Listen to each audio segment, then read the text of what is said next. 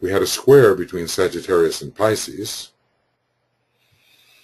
and here we have a sextile, the first sextile, maybe the only sextile between Scorpio and Capricorn. A sextile, a harmonious aspect, promoting the cooperation of the tendencies, and certainly we look at the similarities of the three-headed dog in Capricorn, the three types of heads of the Hydra in Scorpio, the M, the three is there. The kneeling is there. The will is there, first ray. Mars is exalted in Capricorn and the main ruler of Scorpio, and Capricorn rules the underworld, ruled by Pluto, which rules Scorpio.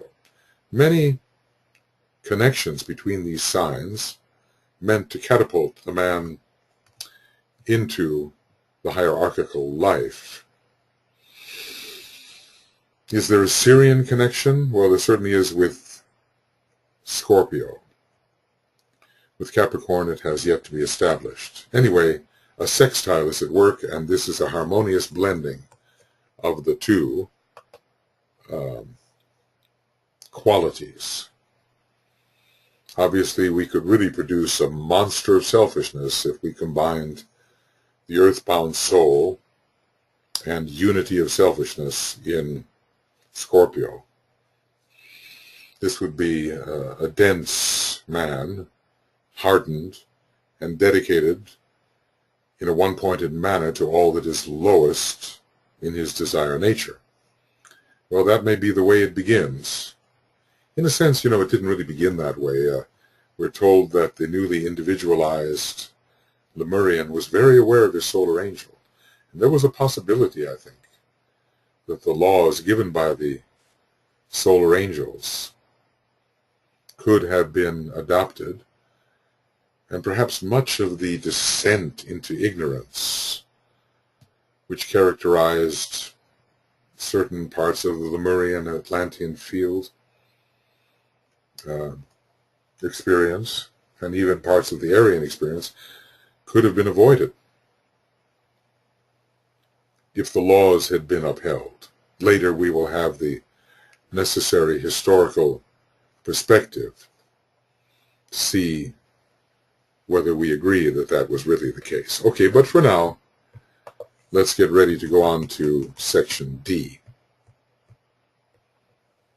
where we will finish with Aquarius and Pisces in this very important tabulation. As I go through the tabulation, I realize, well, there's so much to be said, so much that I'm leaving out. But, in the Hall of Wisdom, all of these factors in the third column could be combined to look at the qualities which during the last 12 incarnations, if they are at all sequential, as is sometimes implied, have to be expressed. One would become, in the Hall of Wisdom, the conqueror of death, the server of all men. One would become the savior. One would become the guardian of the gate. One would display higher unity. One would display divine love and understanding. One would have the expression of the Christ light, the Christ energy.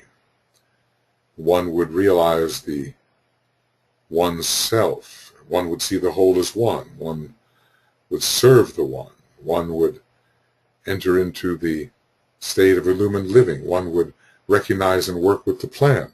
What I've just done is I've run backwards through the column, through the third column, selecting some of the epitomes which are given there to describe the life of the disciple initiate in these signs. And as we're working through those final petals in the Hall of Wisdom, we would demonstrate, depending on the astrology of our particular incarnation, those high virtues.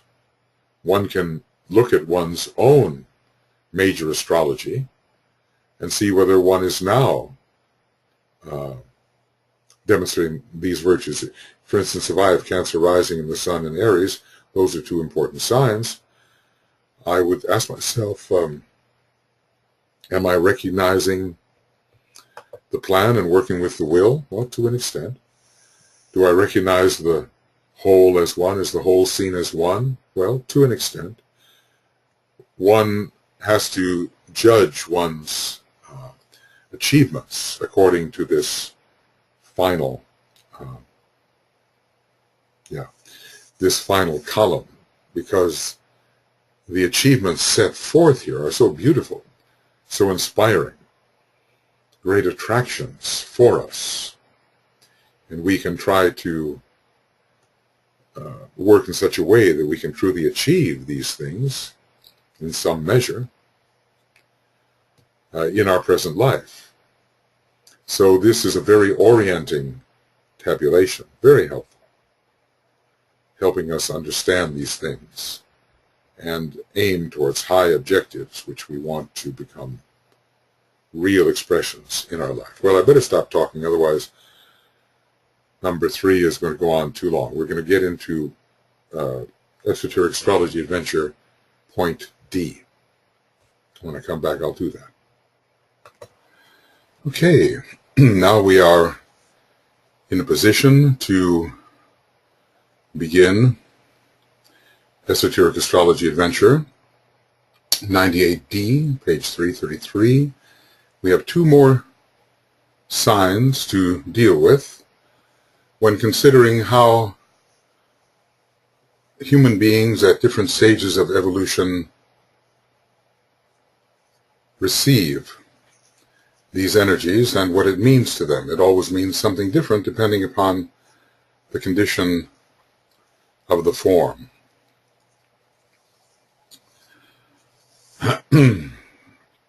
Aquarius. All things to all men, and the burden of the self, the undeveloped man. The developed man, dedication to the soul. Interesting here, this is the advanced man, the burden of humanity, and this already seems as if it should be fitting not only for the advanced man, but for the human being who is already the disciple. It seems that that is what we should have here. Notice that in the second column, some of the statements made concern the advanced mental life and the developed personality. Others are definitely spiritual. So if we go up a little, sensitivity to soul of Pisces, spiritual. Dedication to the soul, spiritual. The one who crosses the water, yes, spiritual, but also relevant to the advanced man who can control his life. One-pointedness, not necessarily spiritual. Conflict with duality,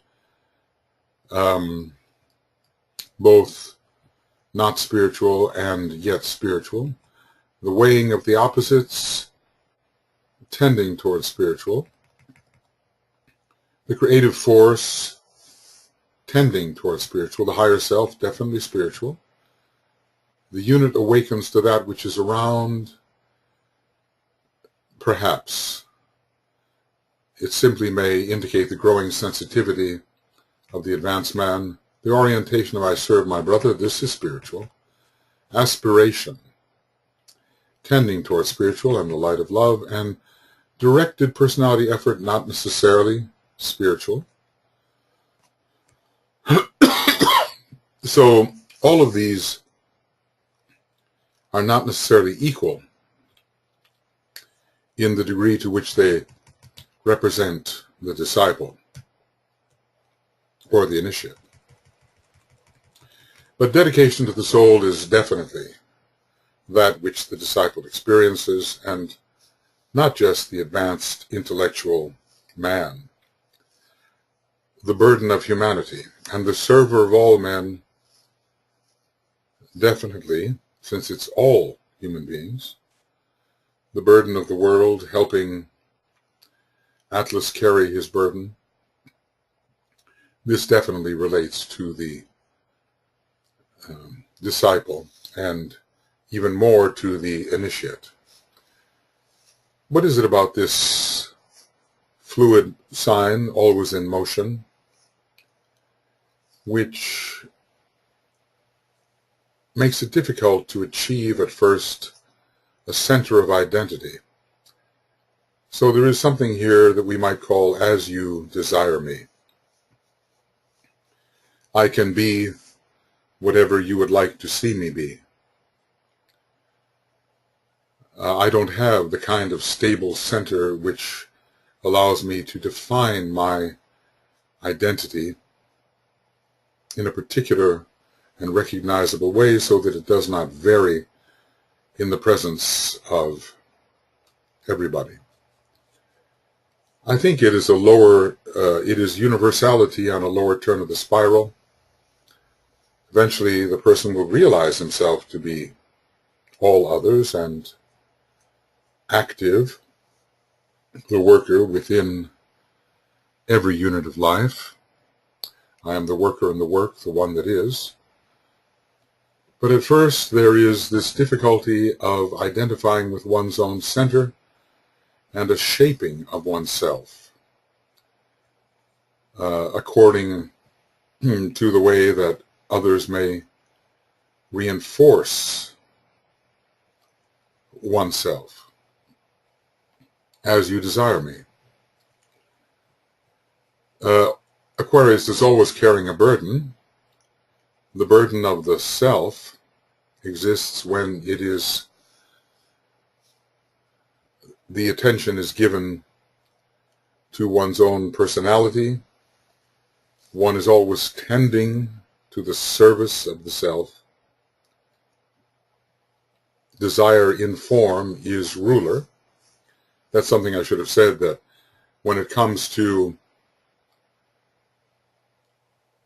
the first column of the Undeveloped Man, the earlier mantram for each one of these signs is relevant.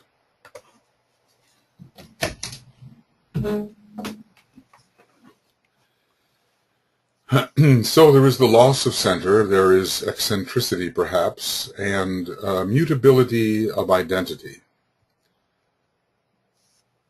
Perhaps some of us who have the moon in Aquarius can understand that. Mutability of identity and defining oneself according to circumstance and according to the presence of others. But always interested in advancing oneself within the context of others, and burdened by that type of perception, unable really to understand the group. Now, we have as rulers Uranus, Jupiter, and the moon, veiling all three aspects of the personality. Here we have Uranus. It must be an early form of Uranus contributing to eccentricity. By that I mean to a difficulty in defining one's central nature. There is the tendency for the early Aquarian to define himself or herself by the nature of the group. This is not group consciousness. It's a form of self-definition which occurs when there is mass consciousness, really. And that which we attend to, we have to carry. If we attend overly much to our own desires in form, it is, although we may not realize it, a burden which prevents our consciousness from expanding, prevents us from realizing the true nature of the group. If we are constantly seeking for ways to turn the many energies towards ourselves in service, then we are burdened by the limitation of our perception and by our innate selfishness, really. We have a great variety of contacts, perhaps, under Aquarius, but we turn them all towards our own self as a center, even though we do not distinctively define that self, even though there is mutability of identity in that self. I sometimes think of the idea of the shower of all good things, as if pouring forth from divinity. The advanced Aquarian turns this shower-like flow upon others and pours forth great benefit to others. But the early Aquarian seeks to direct those benefits to himself, and thereby limits his understanding of the wider picture. DK talks about it's neither the advanced nor the undeveloped Aquarian, but how certain Aquarians tend to invest all of their energies within the group of which they find themselves to be a part, and limit themselves in that way, although it is perhaps a good form of limitation, that type of loyalty to the group, even though the group may not yet be a spiritual group. Here, under Jupiter, for the advanced man, and really for a man who is advancing quite far spiritually, we have dedication to the soul. Now, under Libra, we had devotion and aspiration towards the higher of the pairs of opposites, and here there is the factor of dedication, which has a strong mental component to it. It's not just emotional. There is a higher vision under Jupiter, the esoteric ruler, which will also branch over into the level of disciple and initiate. But apparently it has come in here for the advanced Aquarian. There will always be this weight lifting going on in Aquarius, and a necessary decentralization has occurred, so one begins to think in group terms and realize that one is not only carrying oneself. Oneself must be made light enough so it doesn't need attentive carrying. One is carrying the condition of humanity, and that is very disciplic. It's the place at which the advanced man and the aspirant disciple begin to merge. What is my responsibility? Saturn, in a way, does rule Aquarius. What is my responsibility to the rest of humanity? Saturn represents a weight. And we realize the weight of the substance of humanity and how it holds it down from realization and deeper understanding. The burden of humanity, I suppose, Mother Teresa is not an Aquarian per se. She has strong Virgo and Sagittarius, very strong Pluto. Interesting chart, but there's an example of someone who is carrying a great burden. The burden of the people for whom she has taken responsibility, and really she's gone over into that realm of saviorship, so it seems. How many of us reach out into humanity realizing the weight that is there and attempt in our own quarter to lift some of that weight so that it does not hold down human consciousness and human potential. But we do our uplifting share when faced with the quite oppressive weight of humanity. This is Jupiter.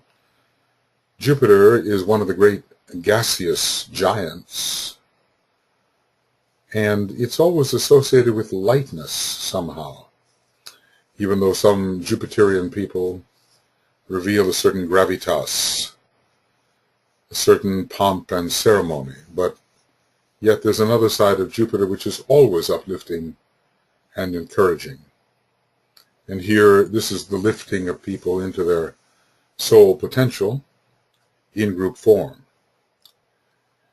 I would say that Jupiter continues in its power over into the disciple and initiate column. And then we find that we do not discriminate between human beings in terms of their worthiness of service. We think of the one humanity, and under Jupiter we include them all.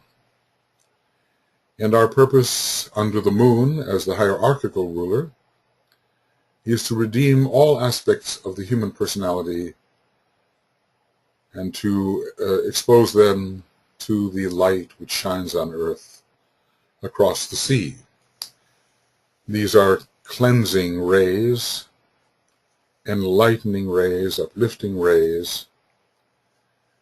We look out and we see the entire human race. We realize that all our souls, regardless of their personality expression and the desirability or undesirability of that personality expression, all are worthy of being served because there is simply one being here, humanity, worthy of service. It's a very inclusive position, and because of that it's Jupiterian, and every aspect of the human being is considered a fair objective for service and upliftment. So, it's not so personal. Who are you helping? Well, I'm just helping this small group of people. It is a broadcasting of the serving radiation to everyone on the planet. We begin to realize ecologically that there are many kingdoms of nature, and if we help humanity, we're also helping the animal kingdom, the plant kingdom, even the regeneration of the mineral kingdom. We're serving the fifth kingdom of nature in its purposes. We are, in a sense, real members of the hierarchy, initiates, carrying the planetary weight as it demonstrates in a number of different kingdoms. We are intent on improvement. See Virgo and Aquarius, closely related as we saw earlier through that quincunx.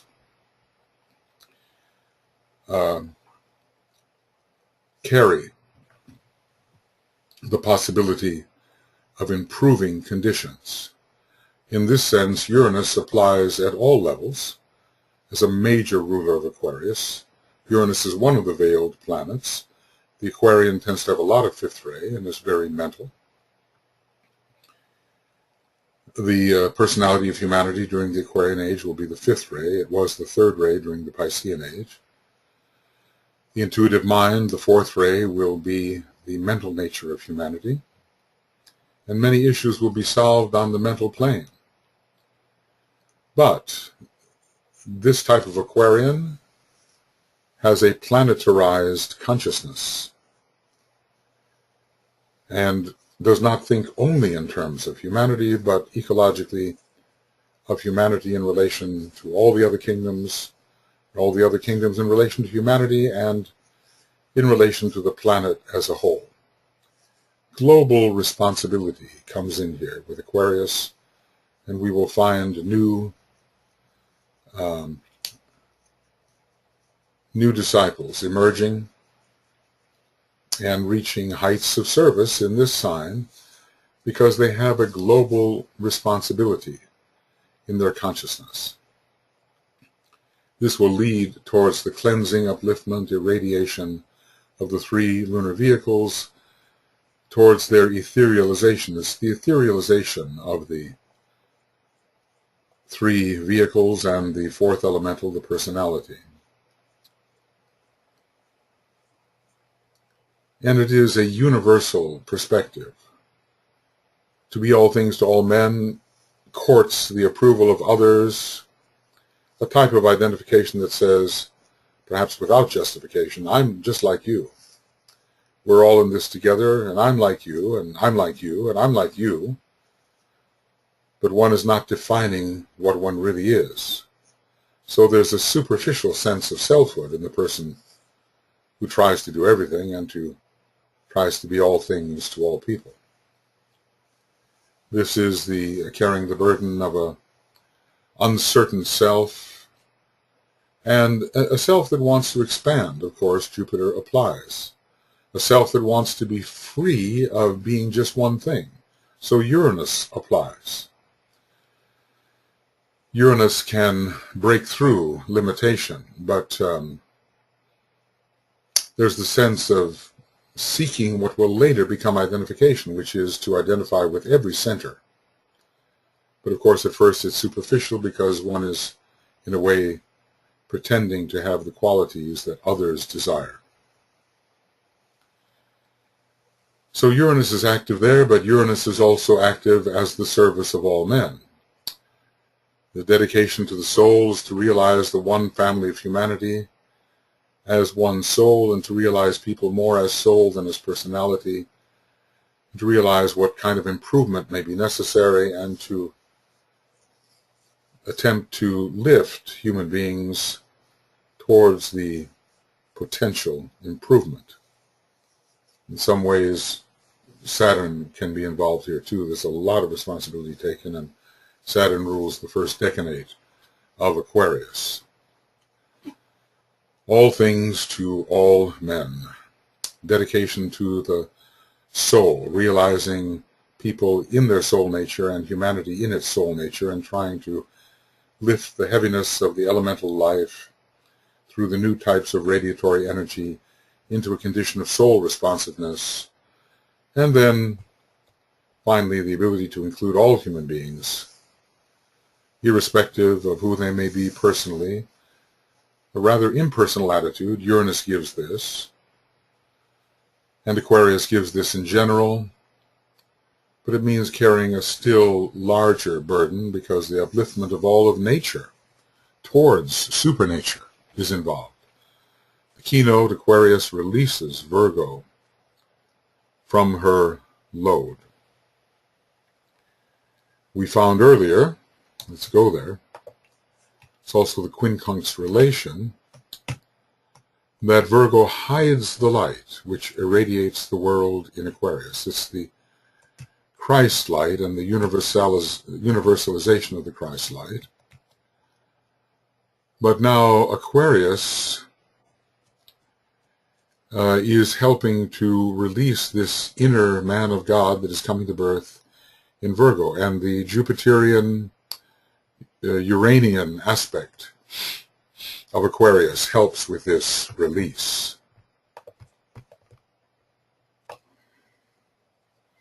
The load is the second aspect of divinity, which is given birth by Virgo, nurtured through the dark time when it has not yet emerged from the third aspect of divinity.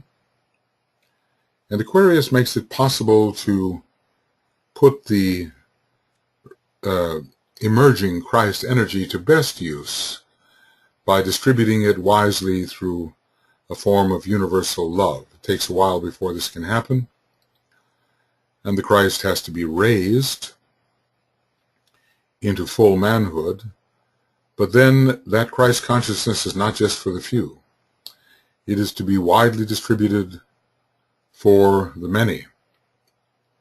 And that's what Aquarius is able to do. So there's a certain freedom in Aquarius, and it is the sign of liberation on the fixed cross. And the various burdens that are carried so well that they are no longer burdens. They become second nature. It happened that way in the Gemini labor, where Hercules found Atlas struggling with the burden of the world and helped relieve him of that burden, and then the burden rolled off of both of them. And they were able to go about more freely. their spiritual task. There does come a time when we are so used to lifting burdens that they no longer seem like burdens. So the Christ is emerging. The Christ has to be tested in everyone. The Christ has to triumph. The Christ has to achieve triumph in Scorpio and full power in Capricorn, and then be made widely available for one and all in Aquarius. Aquarius releases Virgo from her load. I suppose when people have both of these signs, some of these mantrams may have focal applicability to them. So, all things to all men, the Hall of Ignorance, dedication to the soul, the later part of the Hall of Learning, the later part of the fifth petal, dedication to the higher power, and the sacrifice petals and beyond, the server of all men, who has the strength to recognize the interdependency of many forms of life and to work towards the improvement of these forms of life and the improvement of the relationships between them, so that they reinforce each other and are no longer frictional and retarding upon each other. Finally, the color here is turquoise. Green for Capricorn, turquoise for Aquarius. The turquoise is a combination of the green and the blue, and so was Virgo, at least in my estimation. A combination of attention to form and personality, which is the green, and attention to soul, at least in this solar system, when Virgo carries the second and sixth ray. So a combination of blue and green and blue. And interestingly enough, these two signs, which have such materiality about them, are also related to the Christ consciousness and its use for the improvement of forms that are being used by those who are not yet free of those forms. Well, definitely the Tibetan does give turquoise for the color of Aquarius. He doesn't do that. He gives yellow for Virgo, but I'd like to speak of our blue-green planet, which is Mother Earth and is related, I think, to Virgo, the foremost sign of motherhood, and is an earth sign, hence Mother Earth, and suggests that the combination of the green and the blue will associate the color blue-green, green-blue, with the sign Virgo. The color language has much development ahead of itself. The exactitude of the fifth ray has to be brought into it, and exact frequencies and their effect have to be studied. It's not just a question of subjectively seeing a color and liking it or disliking it or using it or not using it. There is an exactitude here to be sought, just as there is an exactitude to be sought in the tones and pitches of the sounds of nature, the sounds of the various planes and subplanes, all an exact science requiring the union of the fourth and fifth ray. And when you think about it, we're in a seventh ray age where the manifestational potencies of these notes and colors will be developed, and we're in an age when humanity will have a fifth ray personality and a fourth ray mind. The combination of the fifth and the fourth ray will lead inevitably to the study, understanding, and application of the so-called spiritual numerals. The 5 and 4 together are unique in combining quantity and quality. In a way, quantity is quality and quality is quantity. We have to find the frequency correlations for every quality. We have to find the quality correlations for every frequency. Now, with regard to lavender, Pisces, a light shade of violet, having about it some of the red color. Adding red to blue, we get purple or violet.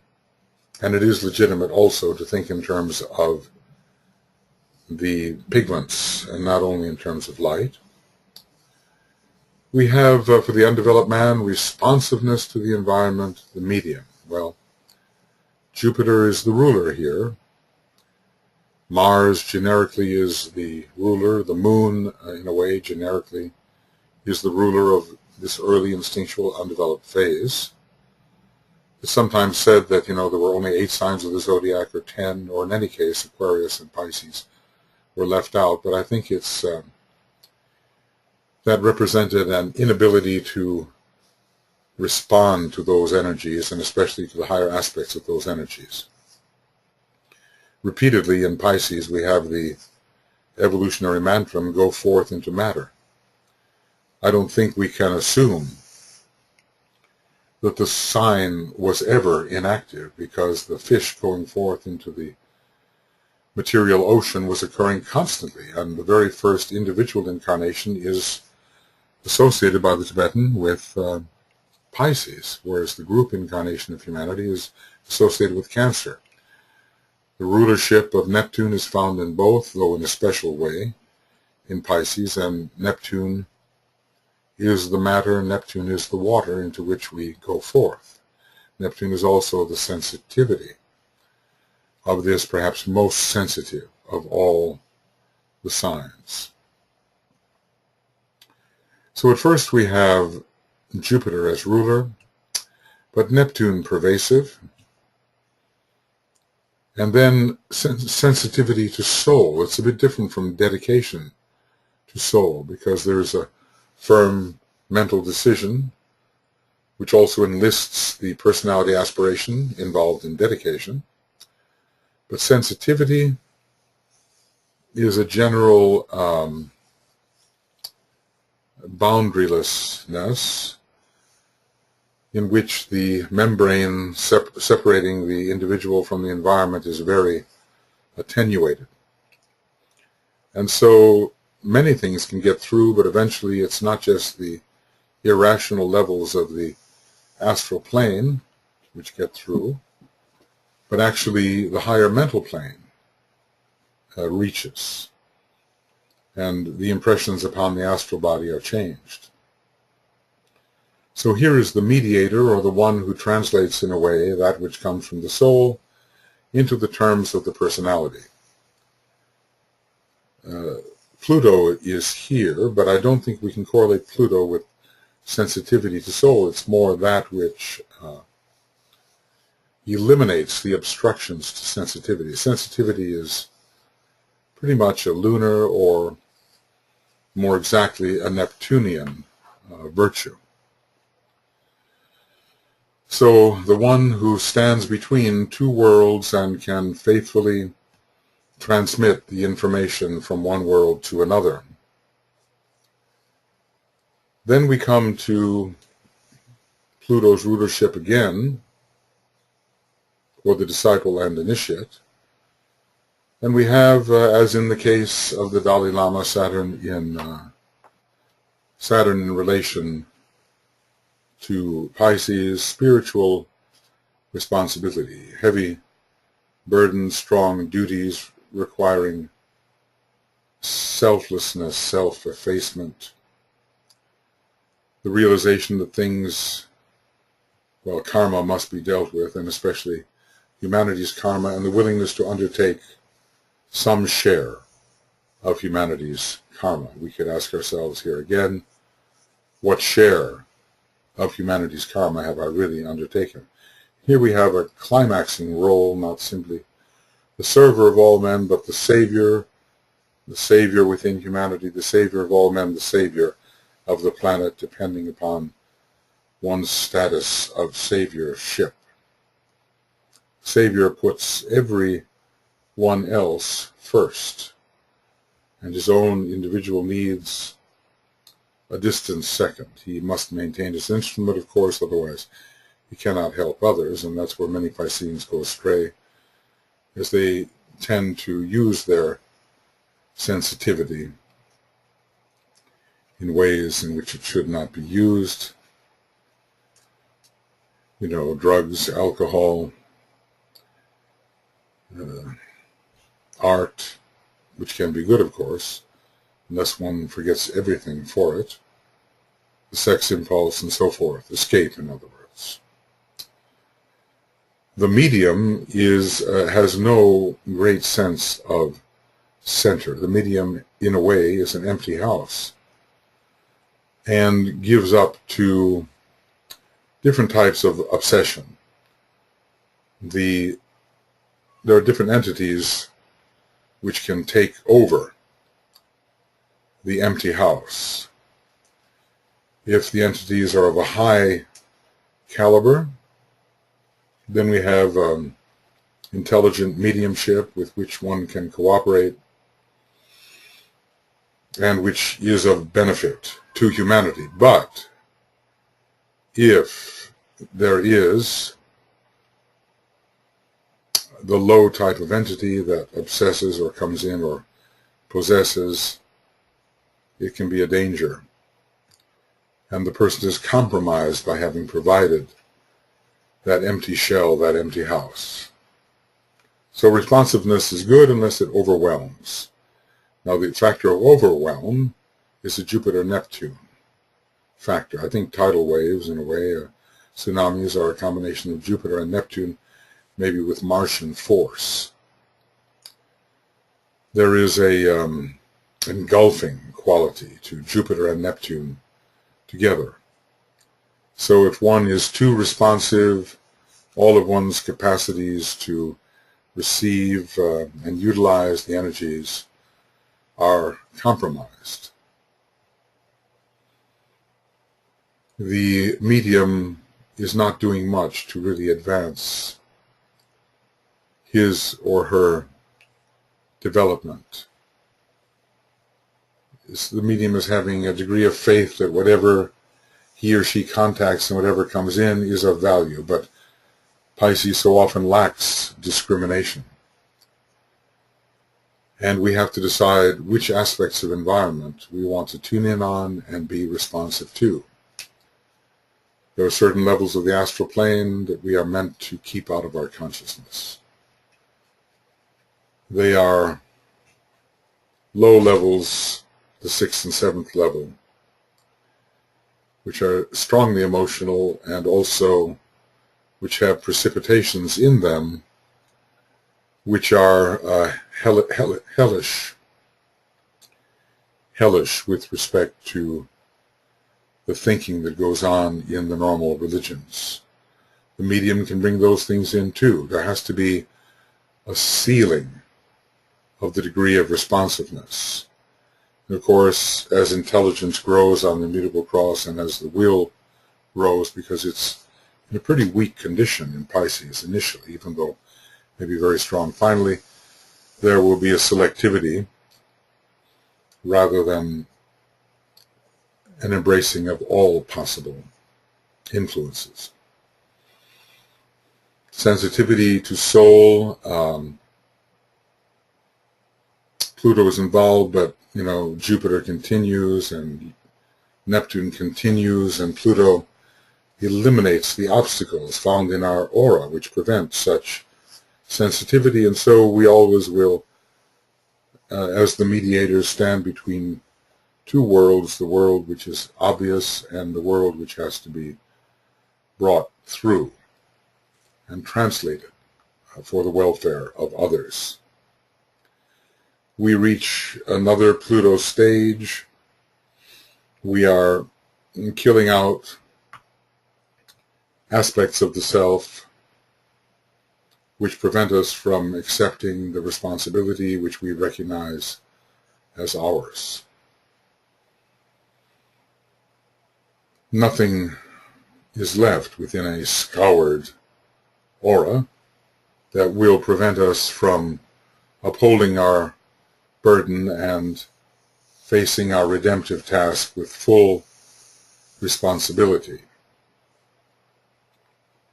And here we have that highest of all human forms, largely a second-ray function, the Savior, putting everyone else first, in total self-effacement, to which Pluto does contribute, and Neptune helps in a pervasive sense to wipe away the sense of ego, which would prevent us from becoming the selfless savior of the race. So we see a specific work that has to be done if the units concerned are to be lifted towards their potential. We undertake this piece of Saturnian work, and we do it until there is no more need for it to be done because it is accomplished.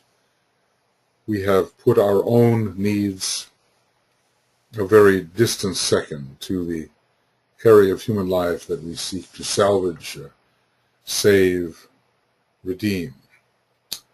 All ego in the conventional sense is banished here because one is the plan. One is more than the plan. One is the purpose. I am the light of the world. I am the love of the world. I am the power of the world. What does it tell us? Pisces takes from all the signs. That non-discriminate inclusiveness of the Jupiterian Pisces, absorbing, as the second ray does, all the energies and synthesizing them, bringing them into a fluid, intuitive synthesis so that each may be used and each aspects, other of the signs, in a beneficent and helpful manner. There's so much vulnerability at first in the sign Pisces. You're always looking for the weak link, where it may exist, where the chain may break, where personal weakness may prevent the task from being completed. But the strong Pisces is quite different and is determined upon self-sacrifice, upon vulnerability, upon an openness to reality. And so there is a beneficent synthesis which Pisces is able to make as such a great reflector of other energy factors. In a negative sense, DK talks about the negative Piscean personality of Germany, which took in and reflected the wrong types of energy under the sway of a very thick glamour. So we have basically Jupiter, Pluto as the rulers,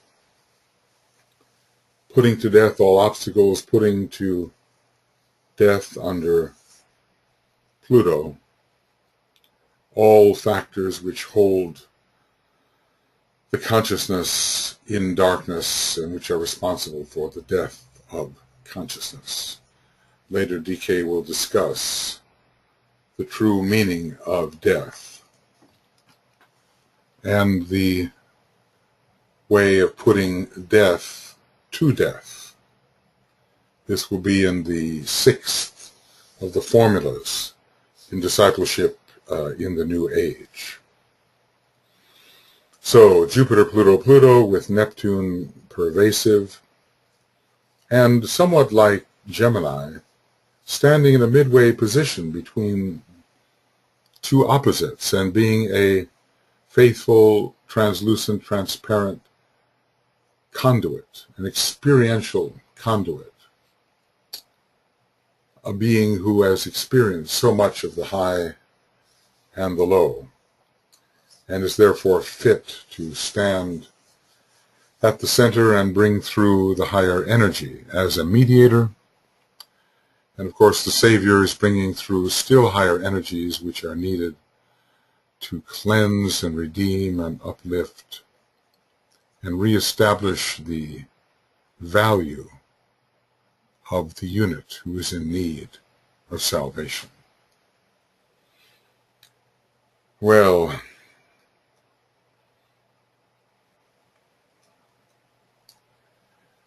these should be read over, down every column and across,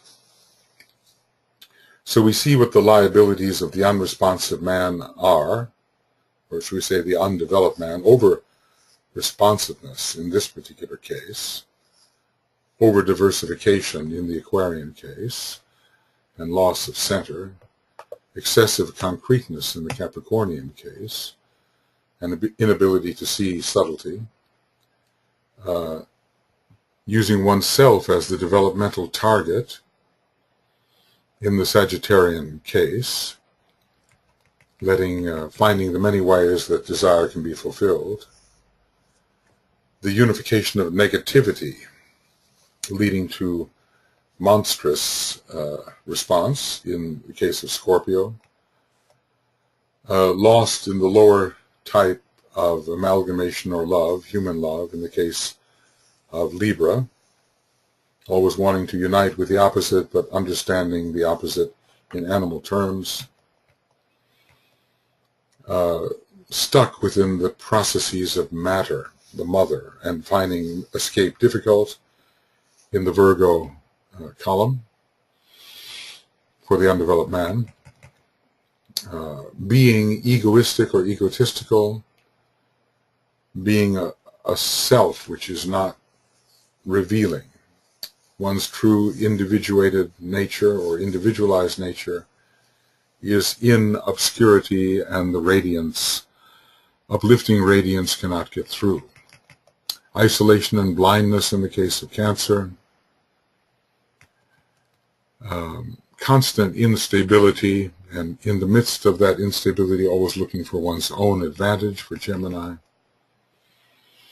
The strong desire for the things of earth, which the light of earth reveals, and in Aries the general misuse and non-directedness of energy, and subject to irrational, instinctual reactions which always will serve the lower objectives and will not promote higher consciousness.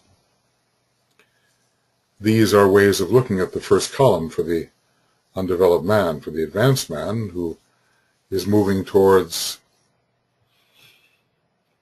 aspirational work upon the path of probation and moving towards discipleship.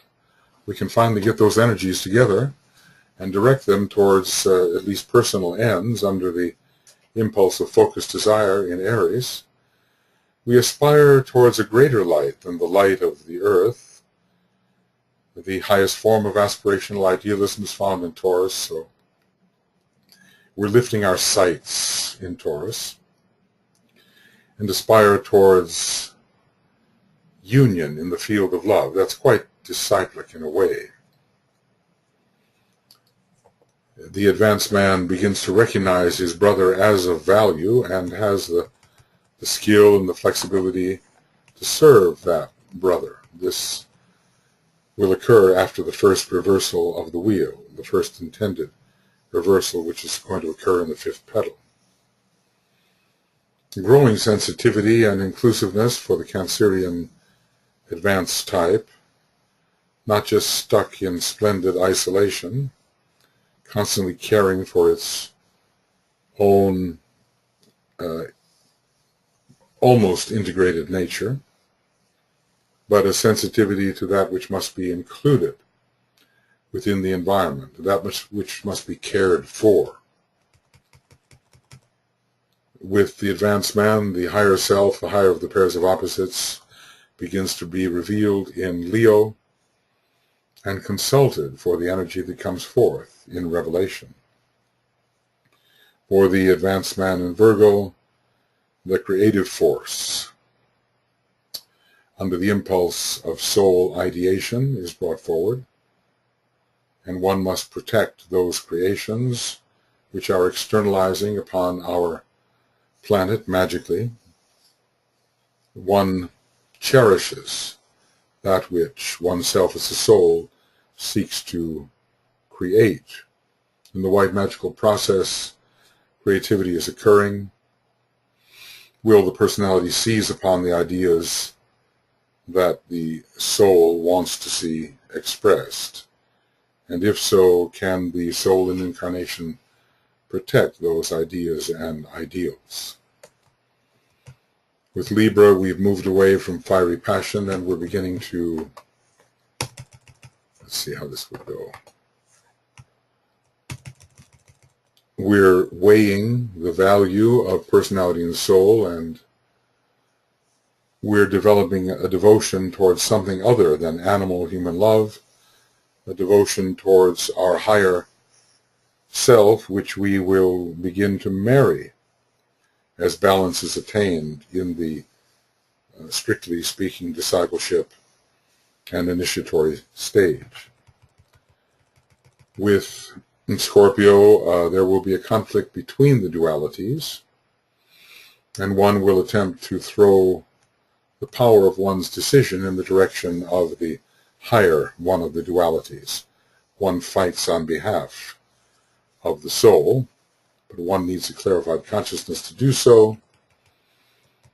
And in Sagittarius, for the advanced man, we have a one-pointed, directed approach to goals which are other than the satisfaction of the individual personal self. A wider picture has appeared, and the one-pointed disciple is attempting to work in relation to some forms of achievement which are not simply the achievement of satisfied desire of a self-centered person. With Capricorn, the advanced man learns effectiveness, crossing the water which is so often, because of its emotional nature, inhibitory of that which is to be accomplished. One learns through intelligent adaptation and is not submerged in the glamours because one has sufficient Saturnian detachment. Then for the advanced man, here in Aquarius, the advanced man tending on discipleship, there's a recognition of the one soul of humanity, the one mind of humanity, and a dedication to that soul mind, the sense that we are doing something together, a close identification with humanity, and thus an experience of its burdens. And then, the server of all men, well, that's another story. We're still in column 2. The soul has many revelations, but we don't hear them. We don't hear the still small voice. We don't feel its touch. We don't see the visions it presents.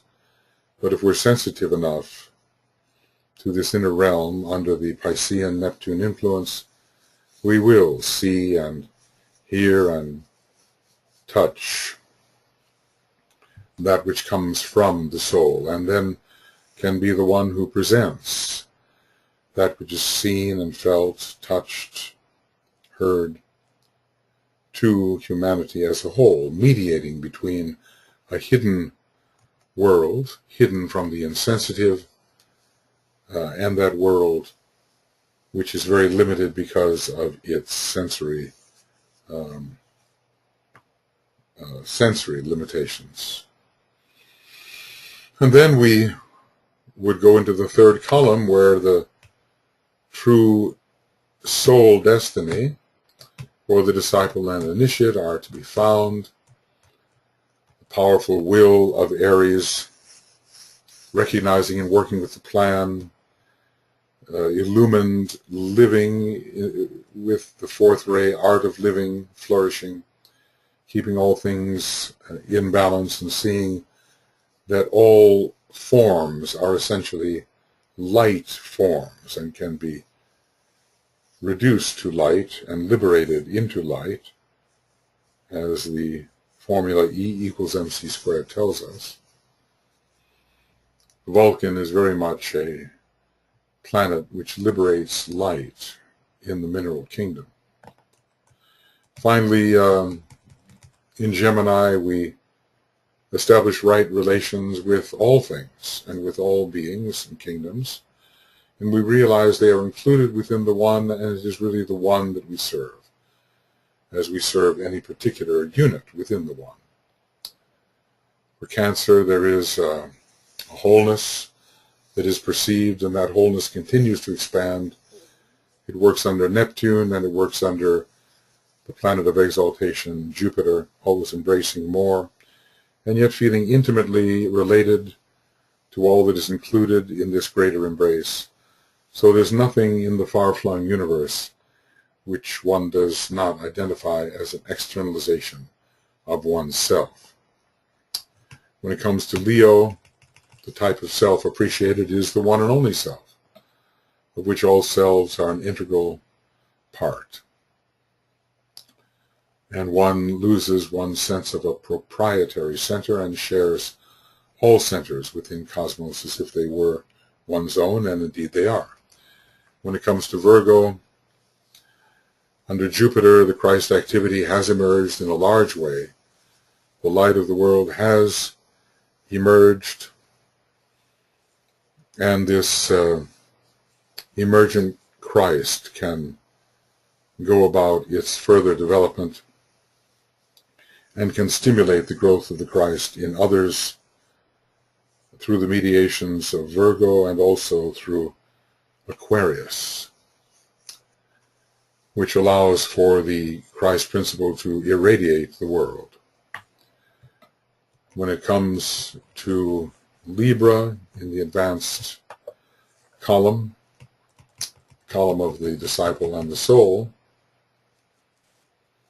whatever the opposites may be, whether it's soul and personality or spirit and soul-infused personality, a midway position, a balanced position which can take advantage of both of these centers is established.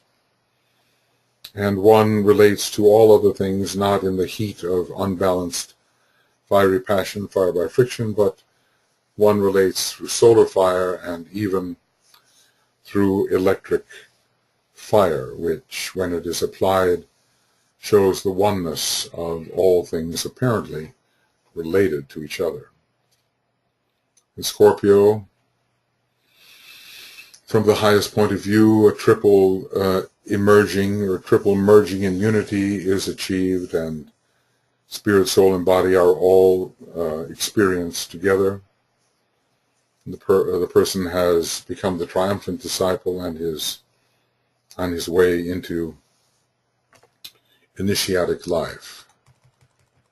Under Sagittarius, there's the power to see the goal, to see the distant possibilities and potentials, and to direct others with assurance towards that vista and towards their potentials.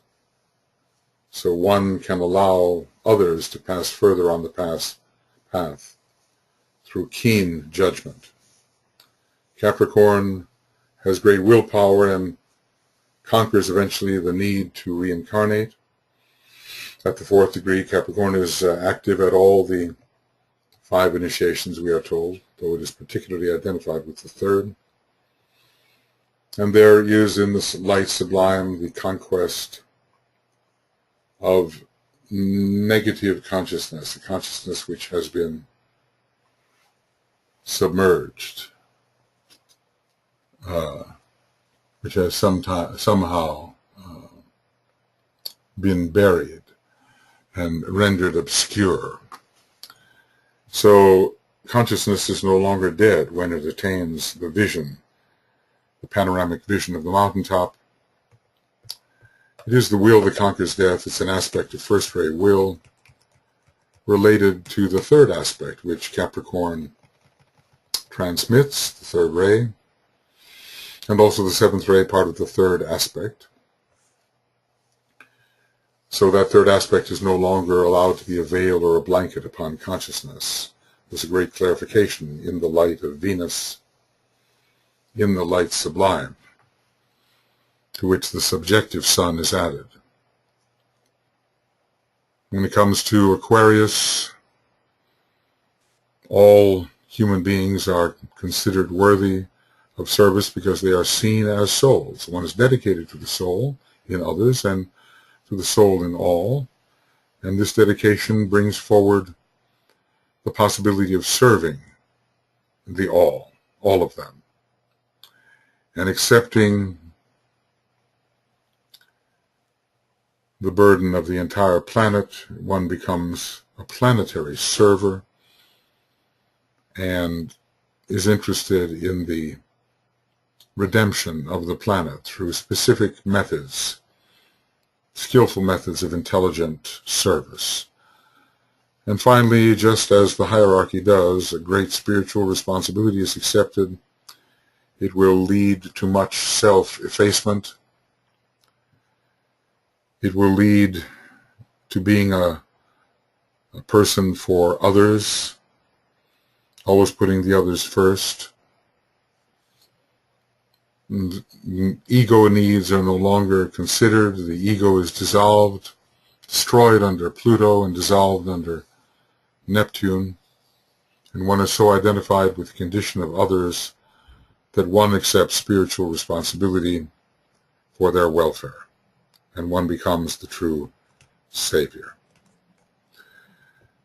And the great synthesis occurs in Pisces, which takes from all the signs and synthesizes them, so in a way all the many lights of the zodiac are seen as one light, and all the many energies are actually one zodiacal energy emanating from the heart and the head center of the one about whom naught may be said. Well, these are deep matters, and it will be really nice to be able to capture them in a definitive manner, but such is not possible at this time. We just have to think of things in relation to each other. This relational thinking is what I hope emerges to a degree from this aspect of the commentaries. There are many factors within our contents of consciousness. They are unrelated in a significant way, in a way which really reflects their archetypal relation. Mercury is relation, but Uranus shows the archetype, and the relations that are realized or created here below have to be of such a nature that they actually do reflect the archetype. This is the task both of Mercury and of Uranus together. So we have worked through this important tabulation, one to which we can always refer because we are constantly confronted with people at different stages of evolution. We're not a master, we don't know exactly what their stage of evolution is, but as we go further and develop our sensitivity and rid ourselves of the distortions of lower ego, we can more and more identify with who they are and see what for them may be the next need, and how different zodiacal energies can provide them with what they want and what they need. Then we will really be in a position to help them live more beautifully and more scientifically, and of course we have to prove it within ourselves first. It's no good running out to save if you haven't saved yourself. So as the Buddha is telling us, the man who overcomes himself, who conquers his own nature, is as one who has conquered 1,000 armies. It's quite a struggle. But once the conquest has occurred, as it has for the masters, at least they have conquered their personality nature and their individual tendencies that might deviate somewhat from the plan. Once these things have occurred, then we are really in a position to help and to save. We're not asking anything for the lower personal self, and we see with intuitive clarity what is really needed. Have we asked ourselves, can we approach others and see with intuitive clarity what is really needed? That is not so easily accomplished. We may see what we think is needed, but is the real next step, the real need, available to us in all clarity? We can practice as we think of other people that we may be in a position to assist, and we have to care more for those needs than we do for the gratifications of our own nature, even if the gratifications are of a relatively high nature. Well, I think we're in a position here to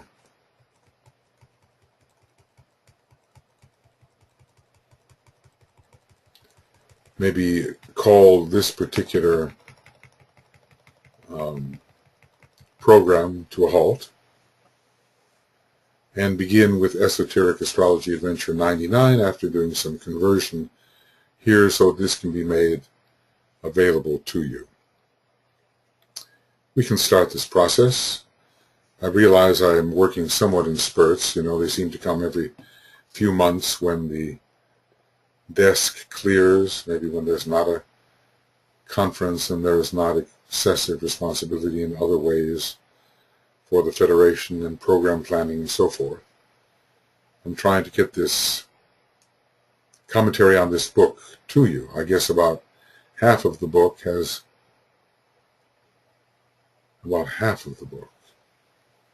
now been done, maybe a little more than half. And most of us are most familiar with the first part of the book that deals with the signs of the zodiac in the clockwise manner and all of their interrelations. But the second part of the book, just like the second part of the rays and initiations, is very occult, very practical at the same time. It deals with high matters. So once in a little while that the first part of the book, up to page 404, is completed, we have two more signs really. We have Gemini and Taurus to complete after completing this one in Cancer. Then it will be possible to go on and study the signs of triangles and to study the astrology of various nations, perhaps in association with the destiny of the nations. Another amazing book when trying to think of group incarnation and to think of the effective contribution of the different national souls. Then we can begin to think also in terms of the will and how it expresses itself through, not only through different rays, but through different signs of the zodiac. There's much yet to cover. All we can do at this stage of our evolution is to think as deeply as possible so we begin to assimilate the vision that the Tibetan has given us. We can't make everything practical at once. Would that we could. But we're still in the learning phase here. We may be entering the hall of wisdom, but with respect to these high things, we're very much in the hall of learning. And just as the magician preparing to be the practical magician must know something academically about the white magical process, so we preparing to be true esoteric astrologers, which may not really exist yet among such as ourselves, we have to study academically these relationships, and then when opportunities in life present themselves, we can draw from what we have learned and apply what we think we know, what we appear to know, in a way that is congruent with what Master DK has presented. He has given so very much. As he said, more than you can ever assimilate. But we have to learn how to think about what he has given. It's not enough just to absorb it. one has to correlate it. And he told us earlier in the book how much correlational work remained to be done. Because when we correlate in an accurate manner, light flashes forth between the items correlated. A new understanding of relationship occurs, and that understanding is a flashing forth of light. And before long, the entire field to be correlated is filled with such flashing lights, and there is a great unification in light of the entire field. And then we're really ready for the intuition. We can instantly go anywhere within that field and find out how any particular factor can be enhanced, utilized, subdued, reinforced. We have to master the field. This requires some fifth ray work at first, some fourth ray work eventually, and some second ray work to render the field whole in terms of inclusive reason, knowing the before and the behind and that which follows intuitively, knowing all these relations, not through the reasoning power, which it must at first be used, but immediately and intuitively through direct knowledge. We are working through that, and if we laboriously are using the mind to establish an understanding of relations, it will not forever be that way. Once the relations are understood, their value, their applicability will instantaneously flash forth, and we will use that type of relational understanding to create improved conditions here among the human beings whose lives we touch, and within kingdoms whose lives we touch. So there are some that are working very closely with the elevation of the animal kingdom, or with the plant kingdom, or even the mineral kingdom. That is their particular dharma. In general, our task, however, is to improve the lot of humanity within its present conditions. And then once that is done to a degree, then the improvement of the kingdoms will follow. And man will be a true macrocosm for the lower kingdoms, which is not yet quite the case, though promising examples can be seen. All right, so then a little later, we'll begin with number 99, and we will see when that will be and how far we will take it. We have another 70 pages to go in the first section, so before long we should be there. And then we will put under our belt a vast study. But as I said, it's not that we must know everything. We must know how we can know. We must have the right kind of thinking process, which will lead to revelation, and hopefully some of that is being demonstrated as, through the use of Mercury, unsuspected relations are revealed. So many more, of course, are escaping me in the moment. Either I don't know them or have no time to reveal them, but many connections which may not have been thought about before perhaps find their place in these commentaries. So we will end our work now. I see my wife and her grandchildren out there waving a branch at me. I guess it's time. So we will say goodbye for the moment and move on to 99.